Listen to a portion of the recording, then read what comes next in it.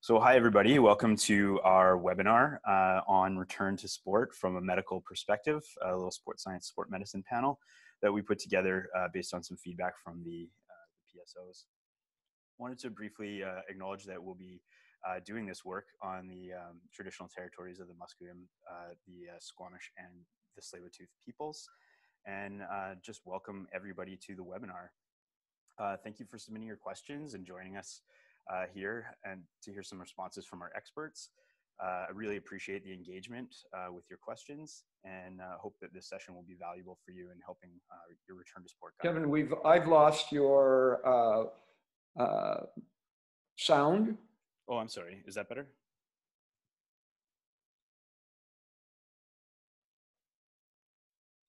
Can you hear me? I can, yes. Yep. Yeah, you're on now. I'm on now. Great. Yep. Yeah, I know that everybody here will provide a unique view of sport and has a lot to contribute to the return to sport process. Just a couple of housekeeping items before we get going. There is a Q&A chat at the bottom of your screen. It will appear to the panelists, and we will try to look at getting to some of those questions at the end. But if not, it will be super valuable in informing our Q&A that will populate into our Slack channel that you've all been added to. Sportmed BC has graciously offered to moderate some of that chat, and then you can connect with Phil directly if you have further questions or need to access a chief medical officer in their group, a physiotherapist in their group, or any of the practitioners in that group who can help guide your return to sport policy a little bit better. And then we will produce a little bit of an FAQ after this, and Philippe and I will go through that and help sort of just create good questions and dialogue in that Slack channel. And then just for your information, the session will have some interpretation for the hearing impaired. We want to be as inclusive as possible, and this is a great opportunity to reach everybody. And then last but not least, I'd like to introduce Andy Van Nugen. He is our moderator for today, and he is the Director of Performance Science Research and Innovation at Own the Podium.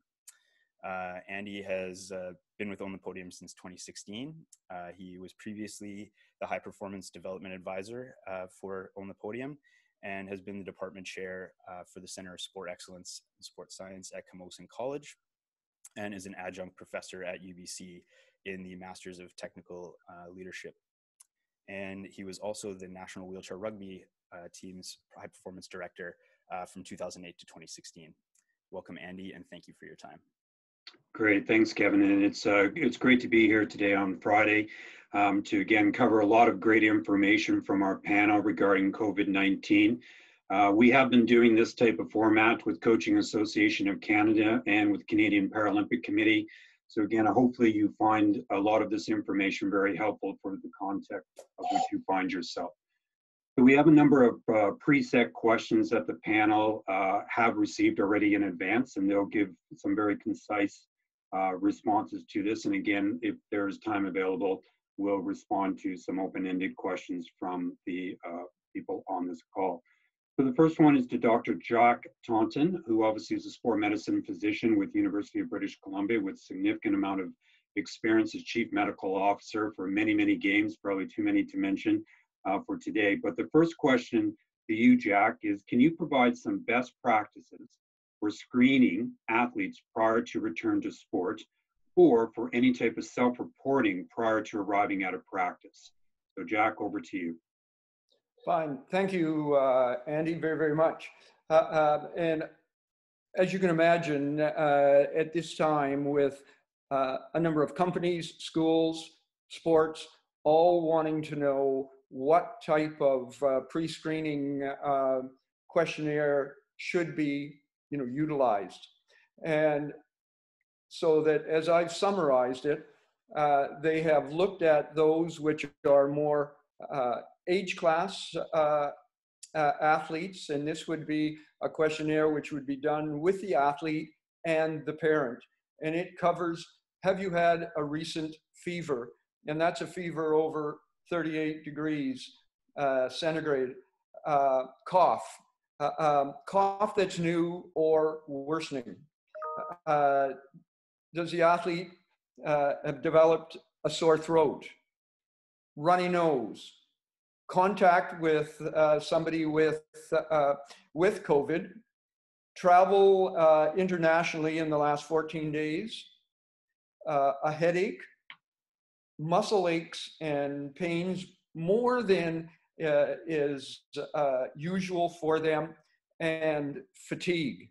So that is a small synopsis that is appropriate, certainly, for screening, particularly for your junior, athletes.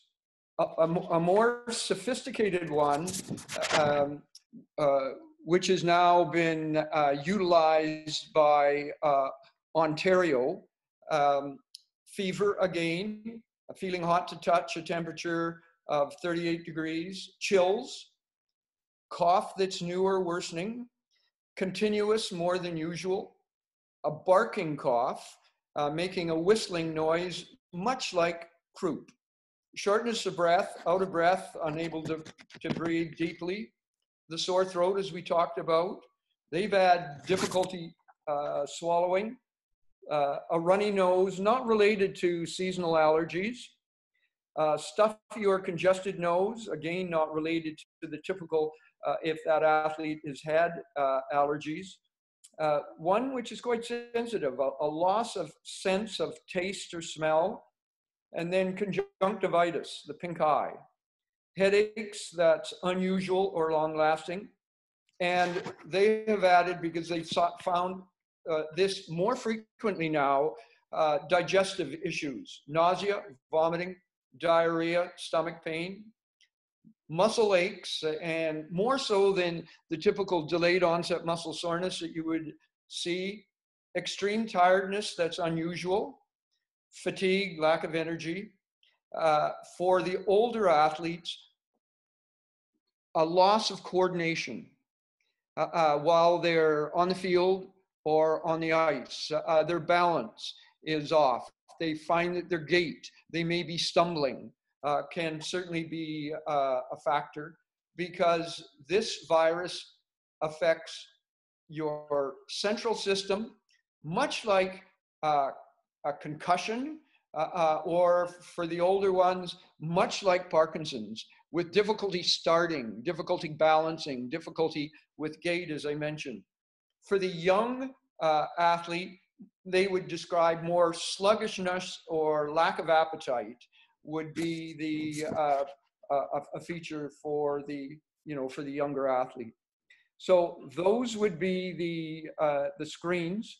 I know, as you mentioned, I'm a grandfather, and I have two grandchildren that are now back playing ice hockey, but that is skills only at this point, limited to 8 to the ice, and 2 coaches, 4 per dressing room, and parents only allowed to come in and tie the skates and then go out to the back to their car. And so that and they have then and we'll go through this further, I'm sure, divided up the ice, so we've got that social distancing, so that they've been educated in terms of coughing into your elbow, and of course frequent hand washing. Great, thank you very much, Dr. Thompson, for that thorough response. So clearly, lots of different symptoms and screening mechanisms, and again, it's quite topical. Just watching the news and seeing things from an airport perspective and so forth. So the information changes continuously. We'll come back to some more medical questions with Jack, and certainly also with Dr. Patty McCluskey. I'll change over to Samantha Pritchard, who's with UBC as a senior manager in recreation and athletics.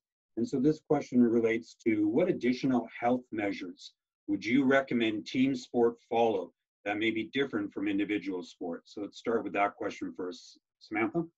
Sure. Yeah. So first and foremost, all sports should be following very similar basic health measures, and these are things that are being put out by the BC CDC and public health in terms of hand hygiene, equipment sanitization, cleaning protocols. That being said, due to the nature of team sport, there are likely a need to be more vigilant in implementing and monitoring these health measures due to the number of athletes that you might have. So things like sharing of equipment, you'll need to be more vigilant about cleaning them, when you're cleaning them, how you're sharing the equipment. And as Jack alluded to just now with the group size of athletes, you know, individual sport is much easier to have that low number, 1 athlete per coach or 2 or 3 per coach, whereas team sports is much more challenging. So you'll just have to be more conscious of how are you divvying up those group sizes to minimize the risk of transmission across the teams. So I'm sure we'll build upon this with the medical doctors, but can you comment whether this is different from an indoor versus an outdoor environment as well?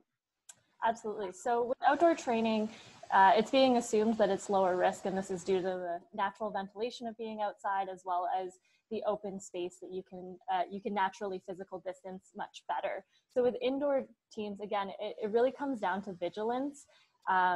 With entering in an indoor facility, there's a high number of touch points. So these are door handles, lockers, things that you might come in contact with. And so with the indoor sports, it does come down to maintaining a high level of hand hygiene, cleaning and sanitization protocols, and having them done on a regular basis, especially when you have multiple groups coming in and out of the same training facility. Great, thank you. Thank you, Sam. Let's build upon that particular response with you, Dr. Patty McCluskey. Patty's with the Canadian Sport Institute Pacific and with Athletics Canada. He's the Chief Medical Officer and a member of the Sport Medicine Advisory Council with myself and the other Chief Medical Officers in Canada. So Patty, let's talk a little bit about some of the managing health risk related to sharing equipment. How risky is sharing equipment with COVID-19? And I learned a new word, fomites, so perhaps you can talk to us about some of these new words and areas. Yeah, thanks, Andy. And first, let me just say thanks for the opportunity to be part of the panel. I think this is a great initiative by VS Sport. You know, with COVID, the most important mode of spread is respiratory droplets. And so it's important to keep that always in the back of our mind, that all the measures we take to protect ourselves and others in training environments, the primary focus is on spread of respiratory droplets. But fomites, thanks Andy, that's a great term. Don't often hear that outside of the hospital, but you know, that refers to any object for which respiratory droplets that have the virus have landed on. And then if somebody touches that object and then touches their mouth or their eyes, they can transmit the virus from that object, such as a door handle, up to their eyes. And so a common comment, and Samantha raised this in her cleaning protocols about cleaning doorknobs and these surfaces, would be somebody that has the virus, they would cough or sneeze. Respiratory droplets would be spread in a room. They would land on the door handle. You would open the door and then afterwards touch your face to scratch it. Common habit that we all have, and then you would transmit the virus to yourself. And so it's important to note that when you sneeze or cough forcefully, you can spread droplets in a wide space and very quickly cover many different surfaces. And so this reflects back to Sam's comments about outdoor training being safer than indoor training. So when it comes to indoor facilities, really important that you're looking in the environment and ensuring that you have cleaning protocols that are that you can apply to all the surfaces that are present. And if you look in an indoor environment and you see objects that will be challenging to clean because they have multiple surfaces that may be hard to get at, or more importantly, surfaces that you think might be damaged by cleaning products, then it's probably best to remove those if you can. Patty, it's Jack. That we have just, we live on a golf course that has a gym, that has a restaurant that has physiotherapy. And we have just utilized a product that currently 12 NCAA schools and NBA school programs have utilized. They've just finished doing Jericho Winter Club and it's the pool, the restaurant, the gym, the courts, and this material is called Zero Blast, and it's a polymer that is injected like a foam into your arena, and it goes on all the surfaces. And as you say, if you've got delicate surfaces, let's say it's a treadmill and you're worried about the motor, this, instead of just blasting it on, it can a surface cloth could be utilized. The interesting thing with this material is if that individual coughs, and it lands on the boards, that virus is immediately killed with this polymer, and the material lasts 90 days. So that we're now seeing more facilities utilizing this product. There's a headquarters in Vancouver and another one in Texas to look after the colleges there. Yeah, thanks, Jack. Great comment. All I would say is that people should only use cleaning products that are approved by Health Canada, and there's a link that we can share with everybody on the call. The Government of Canada has a list of all cleaning agents that are approved for cleaning surfaces for infectious disease purposes. Every product should have a DIN, a drug identification number, and that just identifies it as a product that's been approved by Health Canada. And other than that, I don't want to get in too much about promoting specific products there. I think it more to be better to guide people towards the general principles. Oh, yeah, no, for sure. And then, the last thing I would say, and Jack's brought up a product, but probably the most common product out there is household bleach. And, if you take 10 mils of bleach and dilute that in 990 mils of water, that's a standard cleaning agent that you can use, anywhere in your house, in your office. It is important to note that recurrent use of bleach can damage some surfaces. And so that's where, you need to be, put some thought into what you're cleaning and maybe consider other products. But those are my general comments about cleaning. Great. And in fact, as you say, that product, bleach or soap and water are excellent. The only thing that's really different in terms of, and I'm sure we'll see other products like this Zero Blast, but the one thing with it so far for bacteria and virus, it lasts for 90 days. So you only have to do it once, and then you can retest it and do it again. That's the only real difference. Great, thank you. Thank you, Dr. Thompson and Dr. McCluskey. Obviously, there's a lot of emerging products, emerging trends here from a cleaning perspective, but certainly the core knowledge here around the spread of COVID-19 on surfaces is important. It leads us into the next question with Dana Agar-Newman, a strength conditioning coach with Canadian Institute Pacific. And thank you, Dana, for joining us. So from a strength and conditioning perspective, what are the reasonable health considerations and best practices that an athlete should consider or be expected to be in place when entering into a strength and conditioning environment from your perspective? So over to you, Dana. Yeah, I'm going to start with something that's just a little bit different. Is I think that first off, we need to do a check-in with the athlete on their psychological readiness to return to the training environment and what are their concerns, because we are all dealing with this differently. It is something new that we haven't gone through before, and I think it's important that we take the time to have empathy for the athletes and their concerns and address those concerns. Probably the next thing is gauge what the athlete has been doing during their time away from formalized training. Because I think we'll see a rash of injuries as we return to training, because coaches are biases to make up for lost time. And I think we have to identify that bias, realize what the athlete's doing currently, and then slowly, progress from what they're doing currently to where we want to be by the time the seasons begin. And then before they even enter the training environment, another thing we need to do is check for symptoms. And I think that's something daily, because the first thing we can do is, people's symptoms, prevent them from entering the training environment. Everything we do after that is, secondary in nature. And then I think you have to do an audit of your training environment. Can you adequately social distance? And if not, how can you design your training sessions so that social distancing can occur? Are there barriers you can use? And remove items that might be shared between athletes. Then the other thing you have to do is go over your sanitization protocols, as everyone's brought up. Know your clean products, because each clean product will have different times for disinfecting. So there's a difference between cleaning and disinfecting items. And then I think having a high level of empathy for everyone we're dealing with and interacting with on a daily basis is going to be important. And so that goes from staff members, other coaches, and the athletes.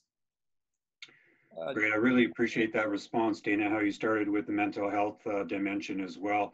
Just for everyone, if you are linked into the Sport Medicine Advisory Committee, the advisories that come out every 2 weeks, there is a section for the last couple of releases that deal with mental health considerations. So again, some great great advice from a task force, a mental health task force that is providing guidance to Canadian sport. So thank you. So continuing on the theme of transmission, I'm going to return back to you, Jack. So we talked about the contact surfaces, but let's talk about the risk of transmission through sweat. Could you respond to what the potential danger is from a sweat perspective, whether you're returning back to strength and conditioning, going to a hockey practice? How does sweat play into this dynamic? Very good question. And actually, there has been a fair amount of research done on the the product itself, and the virus to this point is not spread by sweat.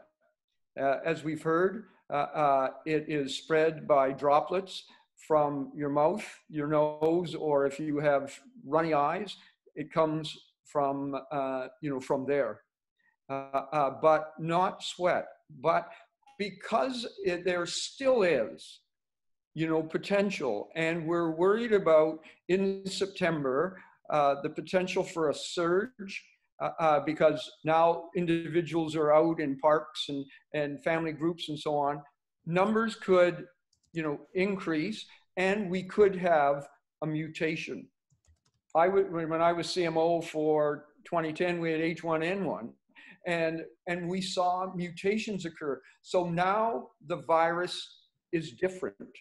And so that's where we have seen the gyms that we're working with that, and Dana probably has already incorporated this, but putting plexiglass between apparatus in a gym, between your treadmill, between your bikes, between your squat racks, and that plexiglass, much as you would see in a store, not only will stop the spread of droplets from your respiratory system, from your nose, and from your eyes, but potentially, and it certainly now the research does not show that sweat is a vector, but that may change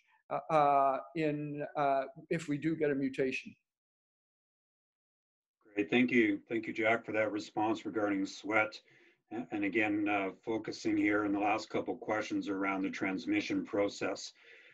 Switching gears a little bit, I'm going to come back to Samantha right now, and this one is around the return to sport. And again, a lot of energy is out there right now about return to sport plans.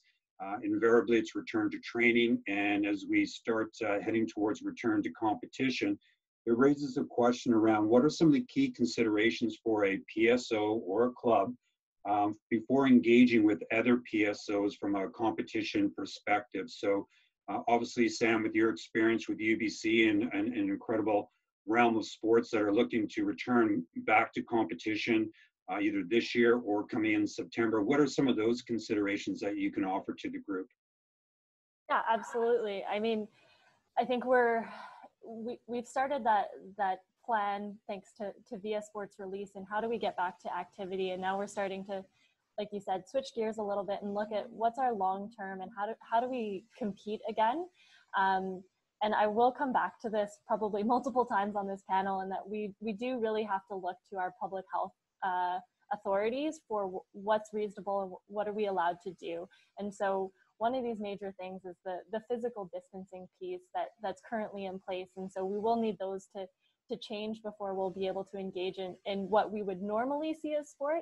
That being said, as we're moving forward, and I know a lot of PSOs have started already looking at this, of how we can modify rules that fit within the public health guidelines so that we can start reintegrating the sport and the competitive aspect of play into our youth and children's lives again. The other thing that is really important to consider is whether you're doing it either within your own club or between clubs or between PSOs. And so an element of that is understanding the travel risk associated. And so if you are looking to compete with a club outside of your region or outside your municipality, is really understanding what the community risks are within those regions. So are they coming to you? Are you going to them? Is there a high level of community spread in that region that poses an increased risk to your athletes or your staff as you travel?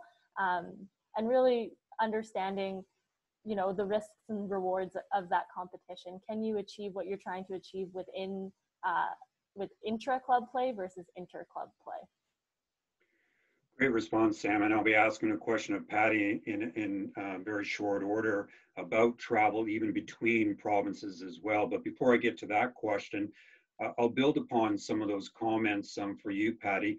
And so again, going back, the whole area of mask has received a tremendous amount of media time in national and regional news. So from your perspective, your medical expertise, is it reasonable for sports to recommend their members to wear a mask? And then a second question, is there a respiratory risk to wearing a mask when exercising medium or high intensity? Yeah, so I think it's important to place the mask question in the context of daily monitoring and daily risk. And so when you're by yourself, training in isolation, you don't need to wear a mask for any reason. When you're training with others, the most important question first is to ensure that it's okay for you to be training with others. And this speaks to our collective personal responsibility to ensure that if we have symptoms that could be consistent with COVID that Jack had outlined earlier, that we are not attending training with others or attending anywhere with others. If we have other red flags of recent travel or contact to or known or suspected case of COVID. So that's the first piece. And if you satisfy that piece, then it means that you're in a low risk group and that being around others is okay. And in the province of BC, the limits on gatherings, size of gatherings is 50. So if you're in this low risk group, then it's okay for you to be training with others. And now, should you wear a mask? It's actually really difficult to exercise with a mask on. And the mask quickly becomes saturated with the humid air from your breath, and it loses effectiveness. And another comment I make is the mask doesn't protect you, it protects others from you. So I feel that if people are in this low risk group and B, acknowledging how challenging and really ineffective a mask would be from protecting others because of how quickly the mask would get moist. I don't think, we need to recommend people be wearing masks when they exercise. I think it's more important for people to consider, should they be exercising with others? Now, and then the last comment I would make would be, when possible, all training sessions or gatherings should, you maintain physical distancing of 2 meters when you can.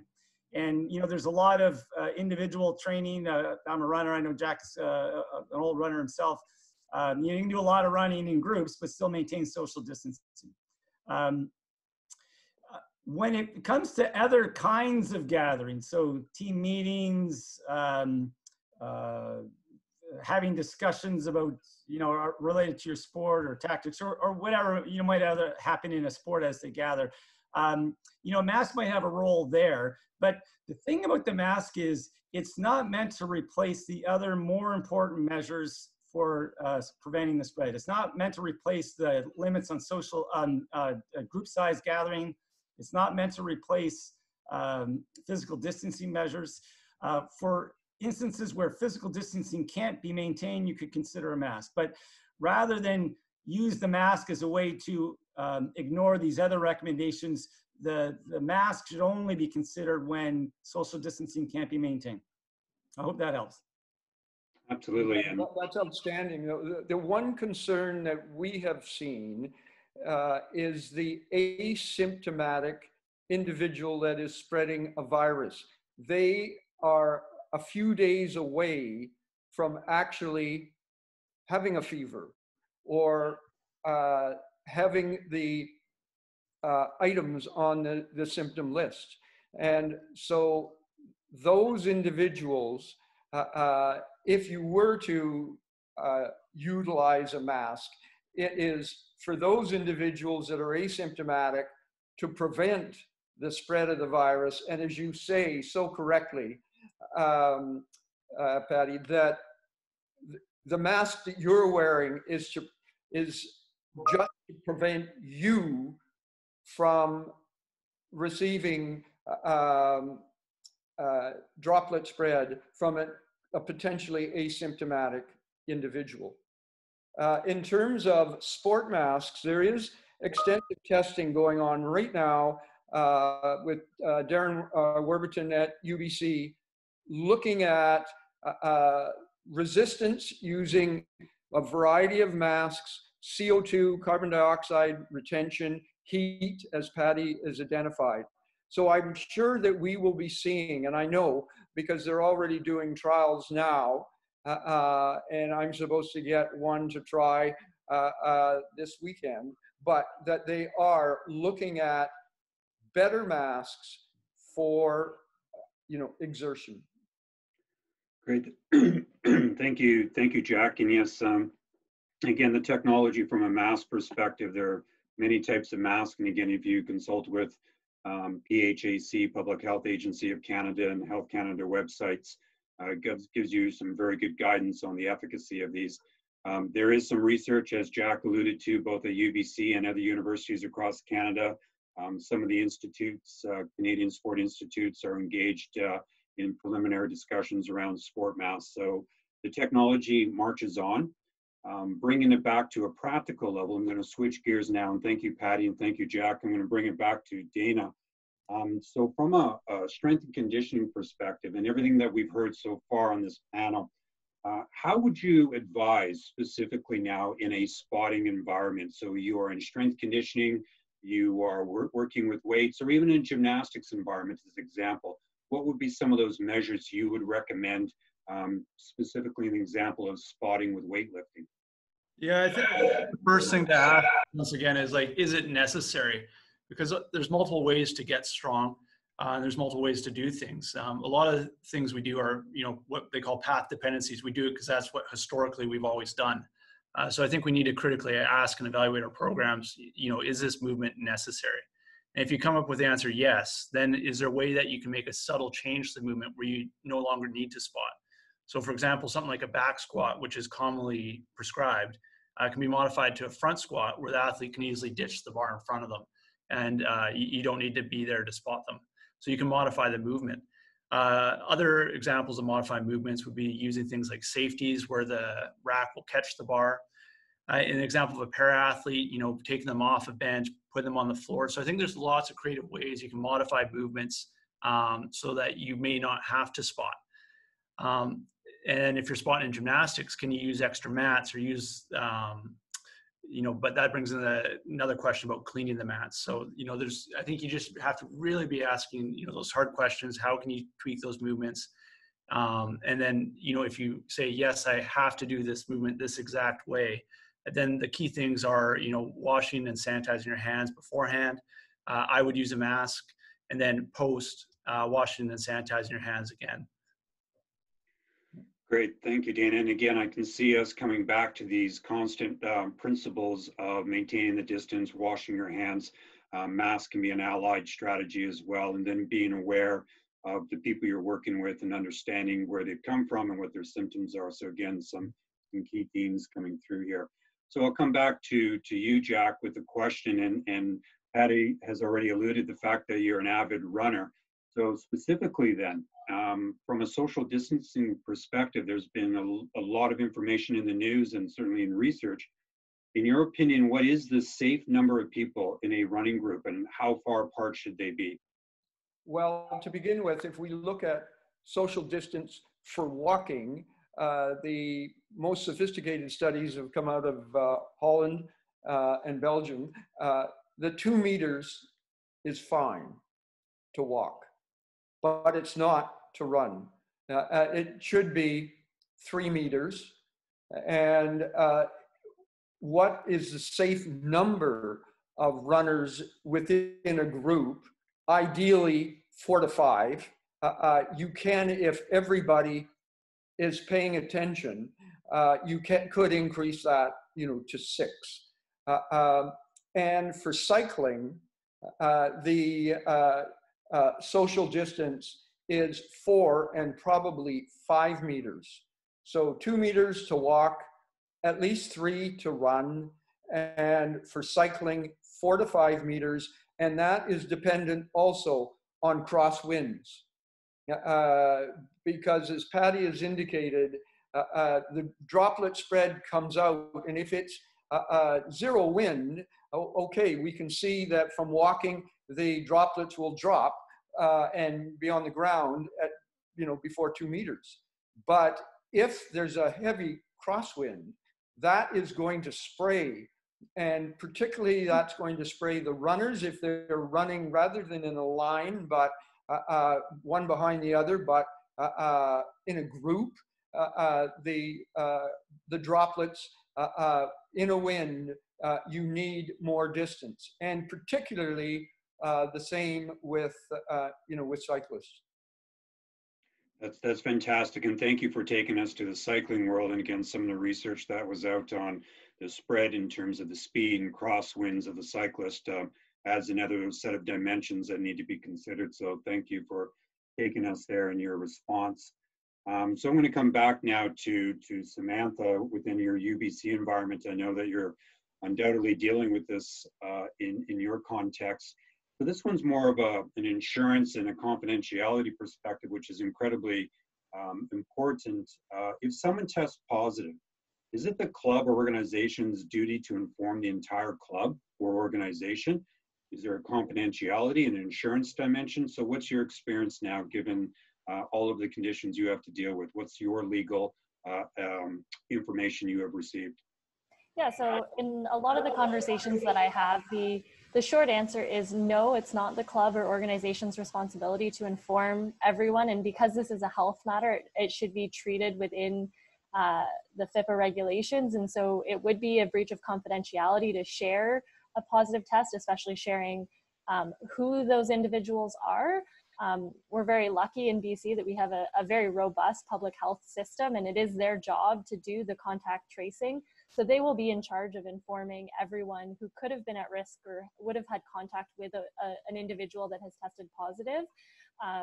So what organizations can do to help this process is make sure that they're logging registration or keeping charts of who's been in the facility or who's been at training sessions during particular times. So if the public health in your region does reach out and say, we've had a positive test and this athlete has identified that they were in your facility, but they don't know who else they may have come in contact with, that you're able to provide that information to public health, and that providing that information to public health is not a breach of confidentiality, because that is for the best interest of those individuals to know that they have been in contact with someone who has tested positive. Great, thanks Samantha for that response. And I just, some people on this particular webinar may have been to the earlier this week Vaskin Law Group put on a webinar regarding some of the legalities of waiver forms, insurance, and so forth. So again, if you weren't part of that particular webinar, I would encourage you to potentially contact your colleagues within the National Sport Organization or the Sport Institutes. Again, I'm sure that there is I do know that there is a copy of that particular event out there for you to listen to. So the whole context of waivers and insurance is being addressed at a national level by the task force. There is a national COVID-19 task force, and this has been front and center in many of the conversations. And one of the outcomes was this particular webinar earlier this week. So with that in mind, I'll move to Dr. Patty McCluskey, and certainly one of the discussions that we've had within the Sport Medicine Advisory Council, and I've tried to provide some direction to the entire country, is around interprovincial travel. So we understand that clubs, organizations not only will travel within their province, but as we return to more advanced training or certainly to competitions, there's a possibility of moving between provinces. So Patty, from your experience and from the conversations to date, can you provide an update and some response to hosting of events or traveling outside of provinces, and really what are some of the considerations we need to think about? Yeah, thanks, Andy. You know, this is a question that has a couple of different layers to it, but I think right now, for those on the call, you know, we're all from BC. It's important to note that BC at present remains in a state of emergency, and that on the BC CDC site, you know, there's a bold statement that acknowledges, sorry, it doesn't acknowledge, but makes a comment specifically about asking residents of BC to remain in their communities and avoid all non-essential travel. And, you know, I think given those two, the state of emergency and that statement from the provincial health officer asking people to remain in communities and avoid non-essential travel, that really would speak to residents of BC not traveling interprovincially for competitions. I think when it comes to the specific consideration around like hosting a competition, you know, because if you have a group of 10 or 15 athletes that's under the provincial guideline of groups gathering under 50, and, you know, you might ask, what is the difference between, you know, holding a training session with appropriate physical distancing and holding a competition?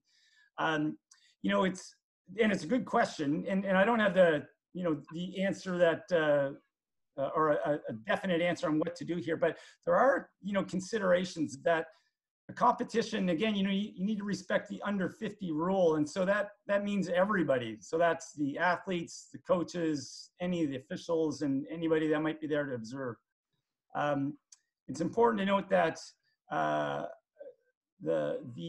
when hosting a competition, officials are important. And in the sport of track and field, as an example, many of our officials are older generation. I know in Victoria, many of them were trained for the Commonwealth Games in 1994, and they remain ardent supporters of our meets here in Victoria, but they are an older generation, and that places them in a separate risk group when it comes to potential complications from a COVID exposure. And then last is, you know, when you're hosting a competition, the site itself, you know, you're going to need to consider enhanced cleaning protocols. You're going to need to consider how people are entering the competition venue, how people are leaving the competition venue so that there's no crossover. You need to have a mechanism in place to log all participants in case there is a positive case associated with the event, and public health, you know, is looking for a log to help them with contact tracing. So there are definitely some challenges to hosting an event. Not to say that it can't be done, but it requires, you know, some careful planning. Great, thanks, Patty. I'm going to go off script here and just pose a scenario here. Again, British Columbia being right next to Alberta and some border municipalities as an example. So there's an opportunity to go to a tournament in 2 months, 3 months in the hockey season. Given the current situation between Alberta and BC, what are some of the considerations people need to think about before they travel into another province for a tournament or for some other type of training, combined training, or most likely competitive opportunity? What would be some of the things that you would advise an organization or a club? You know, I think that the first thing I would say right off the top is that 3 months ago, we were not in a state of emergency in the province of British Columbia, and worldwide there was less than 100,000 cases. And so it's going to be hard to predict, you know, what the status of COVID will be internationally, nationally, provincially, and in our communities in 3 months. But I would make, you know, a general comment. If BC remains in a state of emergency, you know, that probably reflects the fact that, you know, there's still concerns about community transmission and, you know, the risk to our more vulnerable in our communities, and that, you know, teams and sports should still consider whether it's appropriate to be traveling between the province of BC and Alberta. You know, it is a specific challenge when province has one set of guidelines and the province next to it has a different set for communities, you know, some communities that actually straddle provincial lines, and how to work with that in that environment. But I think, if people are considering what are the provincial guidelines, what's the provincial state of emergency status, has it been lifted? I do expect it to be lifted in 2 to 3 months' time.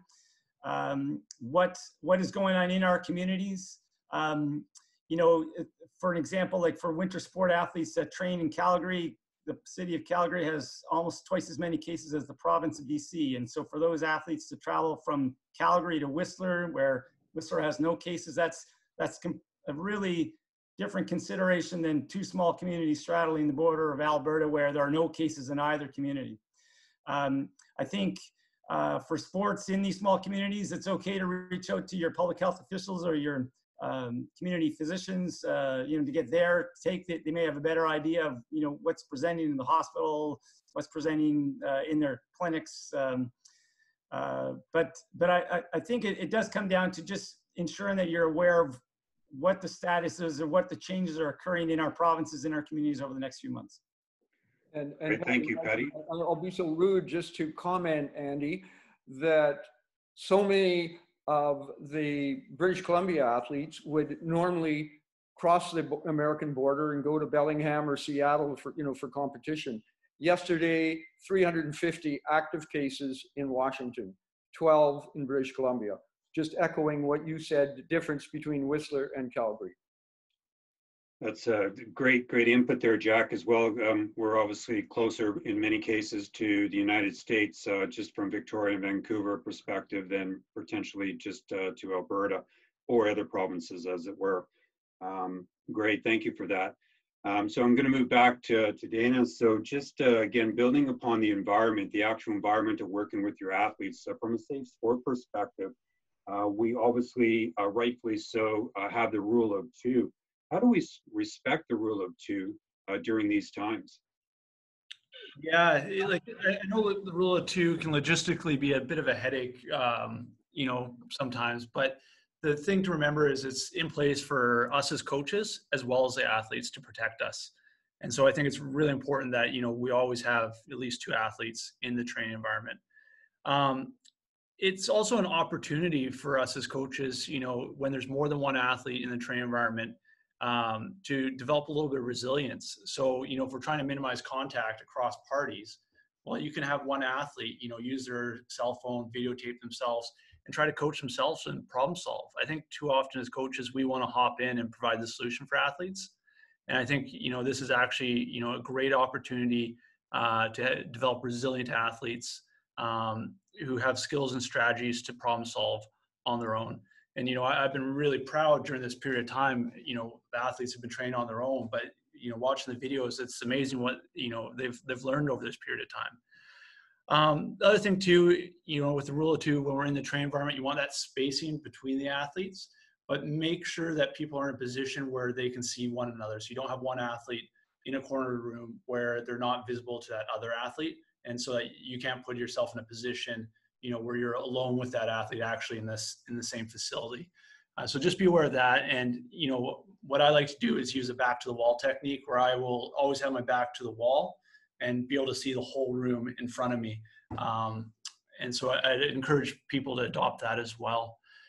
And then the other thing too is, asking yourself, do the athletes need to enter the training environment? Can you continue with online training sessions? And if so, make sure that you have 2 athletes on those Zoom calls or Google Hangouts that you're doing, because, the rule of 2 applies to those settings as well. Oh, that's a fantastic addition at the very end there about the different environments now that we're experiencing. So thank you for that input. My last question for you, Jack, and I'm going to go a little bit off script because we have a question within our Q&A box, but it's tangential to what I was going to ask you. So it's really about vulnerable populations. And so we can talk about young children or young adolescents. We can talk about people with diabetes and so forth. So from one of the questions we have, and building upon the question I was going to pose to you, how do we manage those risks for people with vulnerable people before we bring them into a training environment in our organization? Can you comment about vulnerable people, vulnerable populations, and what other considerations should we be looking at? Andy, it's an outstanding question. And we're seeing more and more you know, of that, whether it be the young, the group which are most at risk are those individuals that are over 70, coaches, that have had their immune system. And this is all related to their immune system.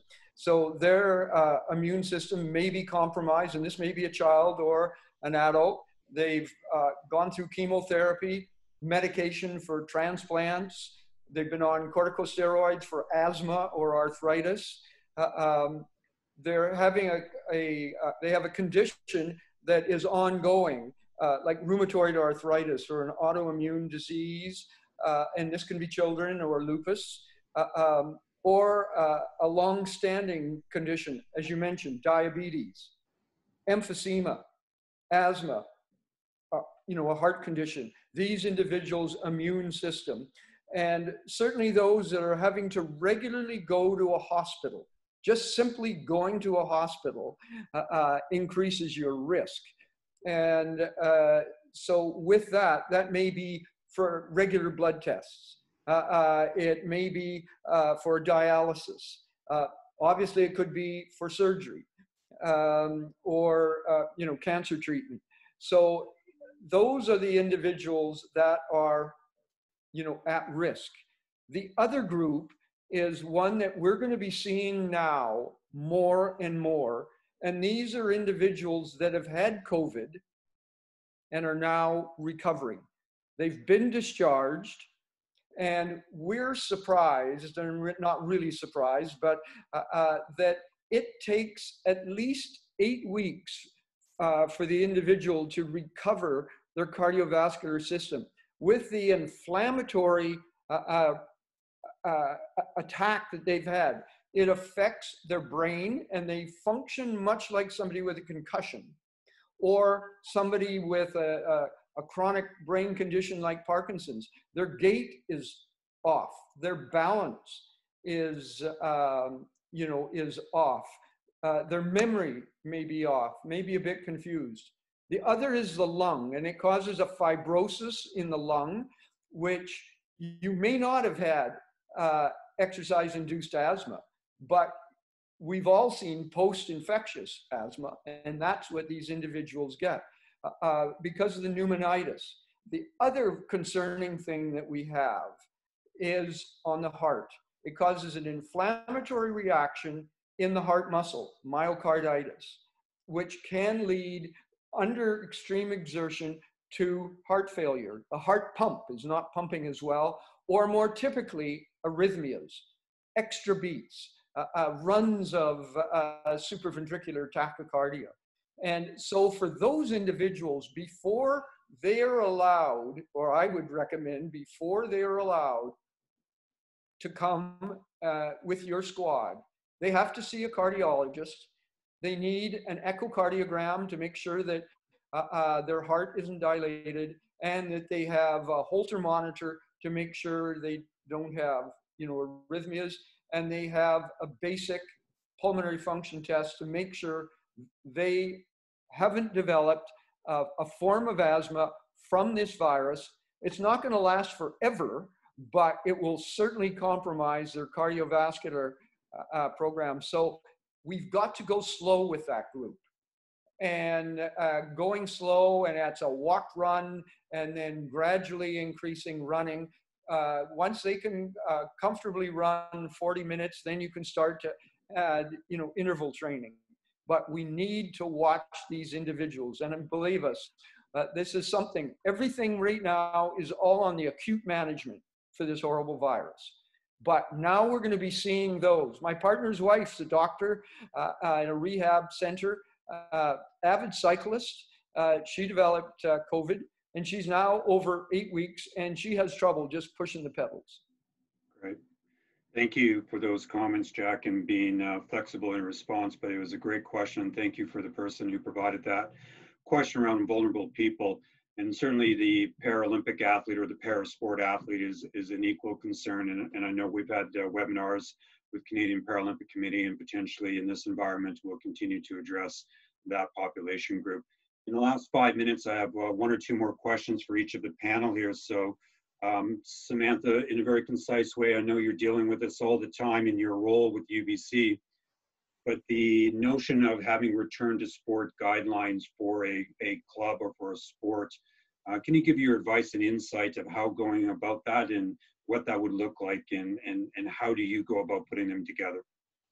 Yeah, it's a great question. I think VIA Sport has done a great job and have put forward some very general guidelines that sports can look to build their own. They've also published all of the PSOs that have approved plans on their website. So I would advise sports to reference those if they are looking to build separate plans. I believe that they should be falling in alignment with those plans to begin with, and they may not have to change very much. They can adapt them to their specific needs.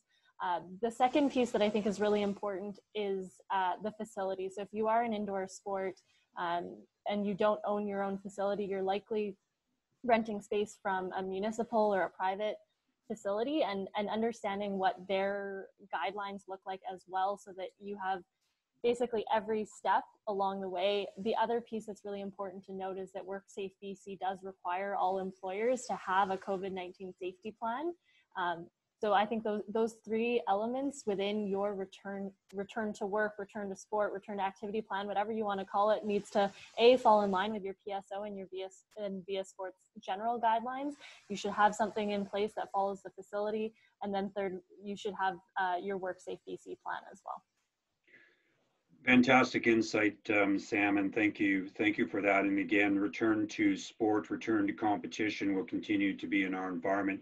So I'll turn to you, Patty, for your final question. And this one has been extremely topical, like many things with COVID-19, around athlete testing, and certainly at a national level and with national team athletes. Can you just provide a real concise insight around athlete testing, the efficacy, and where the current state of thinking is on that? Yeah, thanks. Right now, in BC, the testing is available for anyone with symptoms, even mild symptoms.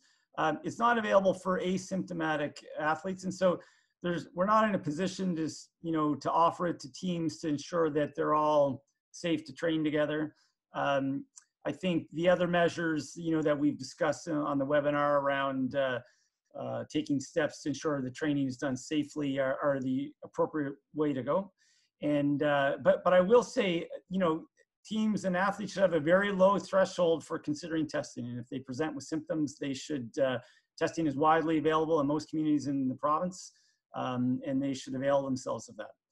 And now it's important to note, if you're being tested, you need to take other steps around self-isolation until the test result has been reported. And even if the result is reported and you're negative, you should still probably self-isolate until you're symptom-free and you've been cleared by your physician. Dr. Taunton has raised some great points about what can happen with prolonged effects of, from a COVID-19 illness. And so if you have a positive test, you need to be cleared by your physician, and that may be a multi-step and very long process.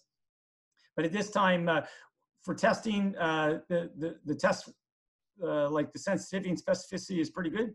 And it should be considered for any athlete that has symptoms. We're not in a place yet to offer it to asymptomatic athletes for like a training camp purpose.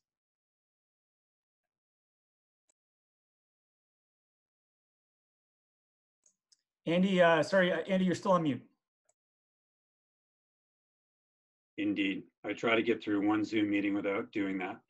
But thank you for that insight. Again, it's a topic at the national level, and certainly looking at the opportunity or the situation in terms of testing our athletes in each of the provinces. So Dana, in our last 2 minutes here, again, I'm just going to ask you a question. As the Canadian Sport Institutes across the country are starting to open up, we're seeing national team athletes return to strength and conditioning as one form of activity, one form of return to training. Can you comment about how things are being managed, or how you are planning for what you would have had a very large group together? And now, can you give examples of how you are managing smaller groups in your training environment? Yeah, so logistically, you have to break small groups up, your large groups up into small groups. Now this can become a little bit of a nightmare where a group of 24 now becomes 4 separate groups and you're in the gym for 6 hours instead of an hour and a half. So in these cases, you know, in some sports, you're going to have to bite the bullet because, you know, this is an Olympic qualifying sport. But in other sports, like you take my divers, for instance, I have 2 athletes that have a legit shot at Tokyo. I'm taking those athletes and training them in person. But then the other athletes, another 10 athletes, rather than dividing them up into 2 separate groups, what I'm going to do is just continue with the online training sessions, which allow me to see them all in one touch point. So I think we need to be creative and, you know, ask yourself, you know, do I need to see these athletes face to face? If the answer is yes, you have to break them up into small groups. The other things too is, you know, if it's a facility issue, why you have to break them up into small groups, you know, move your training outdoors. And then the other thing is, you know, really simplify your sessions so that they're easy to manage. Great, thank you for that, Dana. I really appreciate the insight about some of those simple strategies and being creative. You've spoken about that quite a bit throughout your particular responses. So that brings us to the series of questions right at the top of the hour here in British Columbia. And so thank you for all of the panelists, to our 2 physicians, to Samantha from UBC and Dana from CSI Pacific. Appreciate your incredible responses. And again, thank you to our interpreter as well. So I'll just turn it back to you, Kevin. Andy, just before we step down, I'm sure most people have seen this. As I advise either national teams and particularly professional basketball teams, but what we have seen with soccer that opened in Germany, 3 times the incidence of musculoskeletal injury they have seen already. Because just as Dana is saying, all of a sudden these athletes have come from training at home, maybe in a condo or whatever, and then show into a training camp, and they are just not prepared. And there's pressure for them, and these are professional German soccer players, and now this is 3 times the number of injuries that they've ever seen in a season. And that's a great point to leave on. And again, there's lots of discussions at the national team level with our Olympic and Paralympic athletes and next gen athletes about treating COVID-19 like any other injury, coming back in a very strategic and very thoughtful way is very much the way to go. Slow is fast, and certainly your points are well taken. Thank you, Jack. So back to you, Kevin. Sure, that's absolutely great. Thank you very much, panelists. On behalf of myself as Manager of Sport Development with ViaSport, I'd like to thank all of you guys for joining us at home or in your offices if you've returned to office work. And if you have any questions, please do try to take a couple of minutes at the end here just to pop your questions in the Q&A chat, and we will copy those into our Slack channel and have those available. And then Philippe from Sportmed BC and myself and a few of the other sport development staff will be moderating all of those channels and trying to get you in touch with the best possible people to help your return to the game. So thank you again, panelists. I really appreciate your time, and I'm sure we'll be in touch soon. Stay healthy, everybody. Stay fit for your immune system. Thank you. Thank you. Thanks, guys. Good to see you, Patty. Yeah, good to see you, Jack. You look great. Thanks. We're off. Thank you. Good job.